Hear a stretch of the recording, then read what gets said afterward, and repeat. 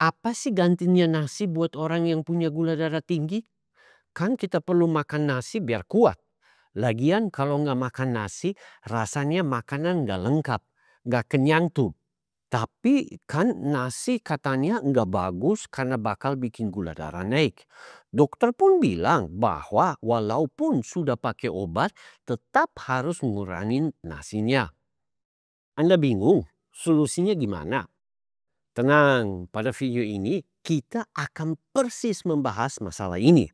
Dan pastikan Anda nonton sampai selesai karena seperti biasa saya akan kasih tahu gimana solusinya.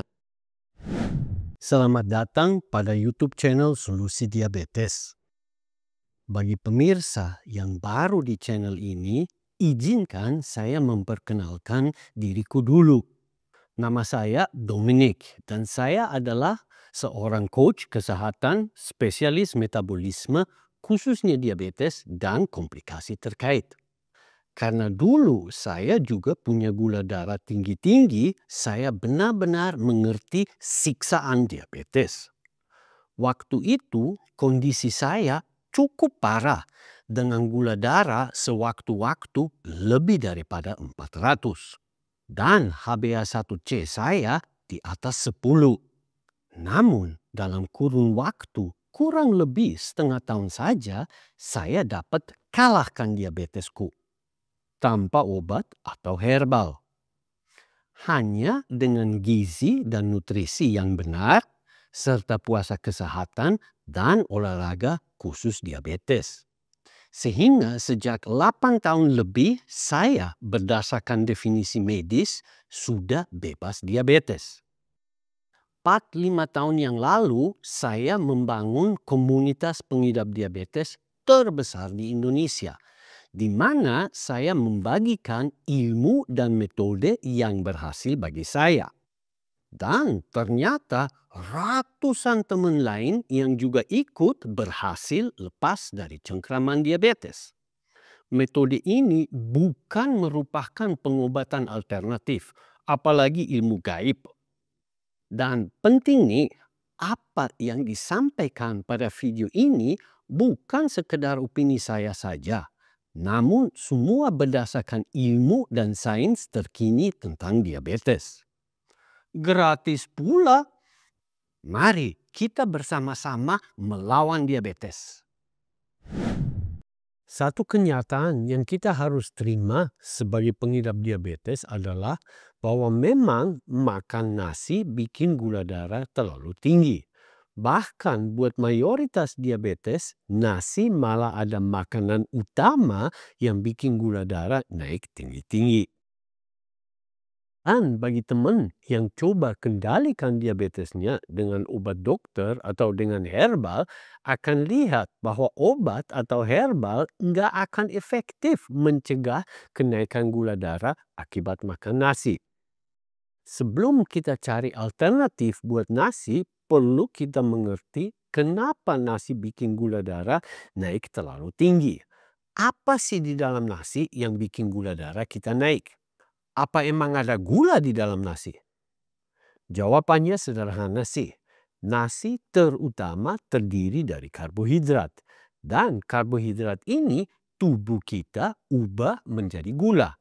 Walaupun nasi nggak terasa manis, namun tetap pada ujungnya jadi gula di dalam darah. Hal yang sama berlaku untuk roti atau mie. Juga nggak berasa manis, tetapi tetap jadi gula habis dimakan. Dalam pencaharian alternatif daripada nasi putih, mari kita tanya dulu, apa ada jenis nasi yang mending daripada nasi putih biasa? Kan katanya bahwa nasi merah atau nasi yang sebelumnya disimpan di kulkas semalam lebih baik daripada nasi putih biasa. Betul bahwa nasi merah tidak membuat gula darah naik begitu tinggi seperti nasi putih. Dan secara teori, nasi yang sebelumnya didinginkan juga cenderung tidak membuat gula darah naik setinggi nasi putih biasa. Apa itu berarti bahwa kita sudah menemukan titik terangnya? Sayangnya tidak begitu. Kenapa? Karena perselisihan kenaikan gula darah antara nasi putih biasa dan nasi lain begitu kecil sehingga pada ujungnya sama saja bikin gula darah naik terlalu tinggi. Bagi teman-teman yang ingin tahu persis berapa perselisihan kenaikan gula darah antara nasi putih dan nasi merah, kami punya video. Habis nonton, Anda pasti akan jadi kaget.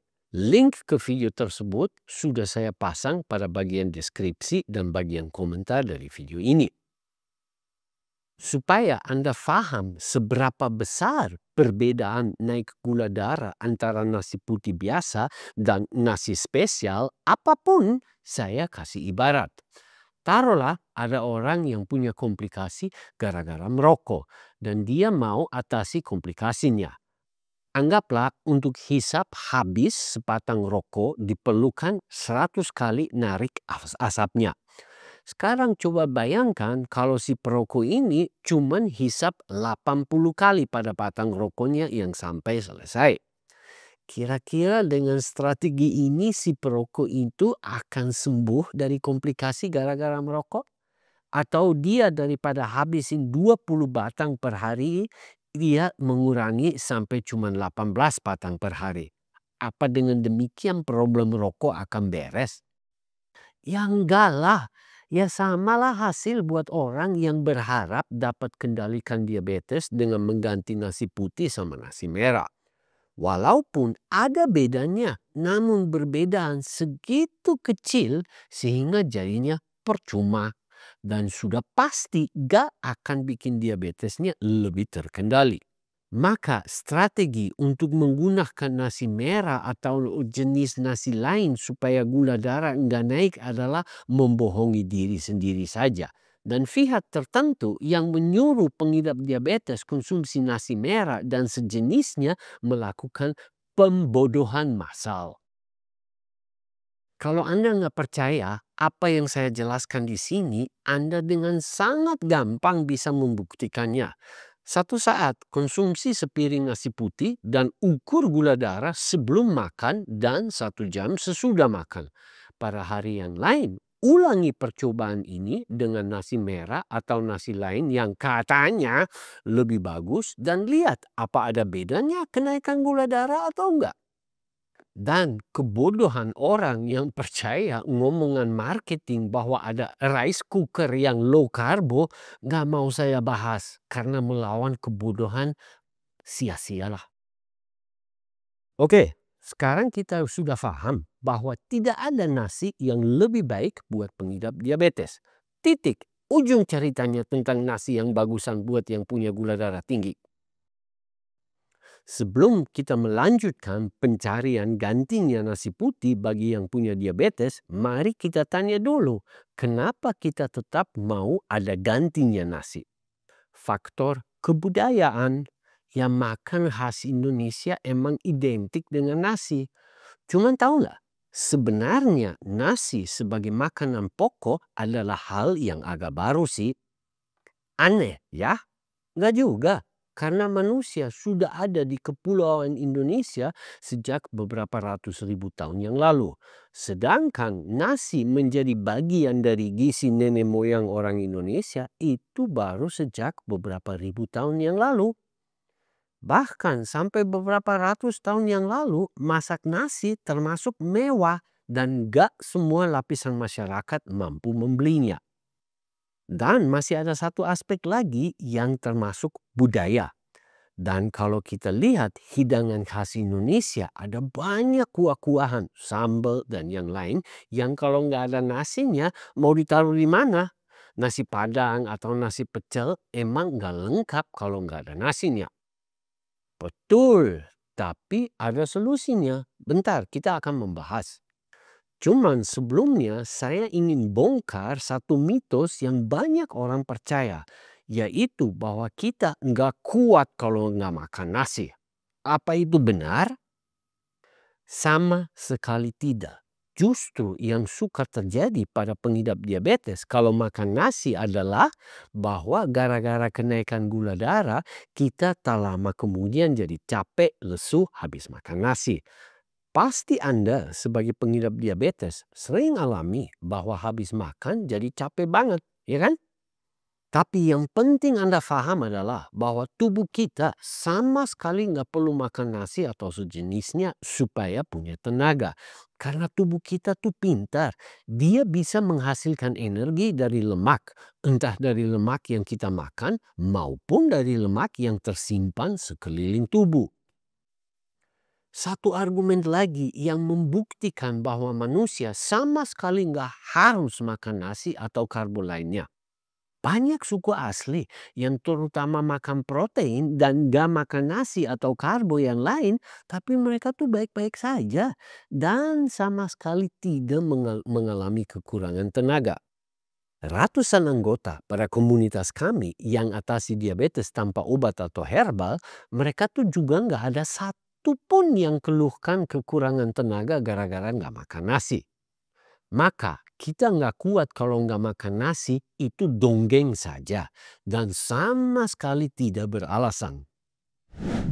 Nah, sekarang mari kita membahas 3 pengganti nasi yang Anda silahkan mencoba. Yang pertama dan cukup populer adalah nasi shirataki. Itu adalah makanan yang kelihatan mirip dengan nasi. Rasanya agak netral. Shirataki ini terbuat dari porang. Nasi shirataki ini Anda bisa peroleh online. Cuman jangan keluh karena mahal. Soalnya setahu saya nasi shirataki yang tersedia di Indonesia itu semua impor.